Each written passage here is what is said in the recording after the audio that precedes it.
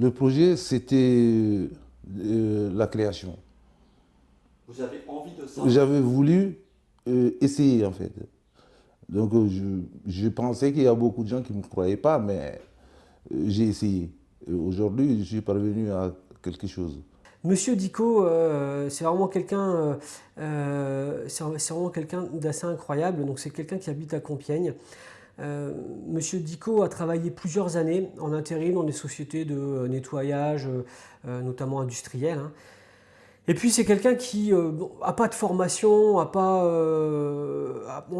forcément les outils, on va dire, pour créer son activité avec grande facilité. Et puis il s'est dit, malgré tout, je vais créer, parce que je sais qu'il y a un marché.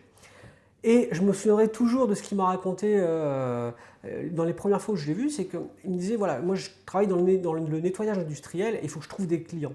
Donc les clients, c'est quoi? Ce sont des grandes surfaces, des grandes entreprises. Et il me disait, mon premier client, en fait, je suis allé voir un Intermarché dans le secteur de Compiègne. Et je voulais avoir un rendez-vous avec le directeur de l'Intermarché, j'arrivais pas à l'avoir en passant par la secrétaire, en y allant, on va dire, de manière un peu conventionnelle en journée. Et puis, en fait, j'y suis allé le matin à 4 heures du matin parce que je savais que ce monsieur arrivait à 4h30, 5 heures du matin au magasin.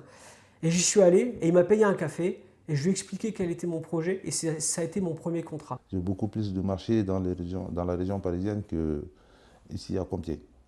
Là, actuellement, je suis à 5 personnes.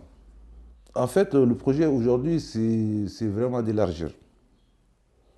C'est d'élargir, c'est de faire peut-être, je ne sais pas, un jour 20, 30, 40 personnes dans la région, créer, faire un peu de réinsertion aussi, parce que je vois que dans les quartiers, souvent les gens ils ont du mal à se croire, à se faire confiance.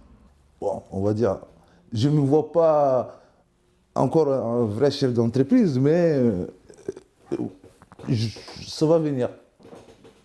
Parce que dans ma tête, je ne veux pas me mettre ça dans la tête, que je suis un vrai chef d'entreprise, mais je suis un entrepreneur.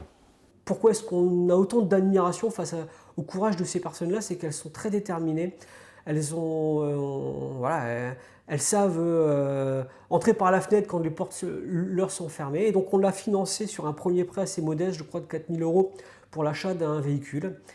Et aujourd'hui, c'est quelqu'un qui emploie plusieurs personnes, hein, 4 à 5 personnes. On l'a refinancé une fois pour l'achat d'un matériel de nettoyage industriel un peu plus sophistiqué, donc on l'a financé à hauteur de 10 000 €. Et aujourd'hui, voilà, sa société prospère. Et on lui souhaite beaucoup de bonnes choses, mais c'est aussi un bel exemple.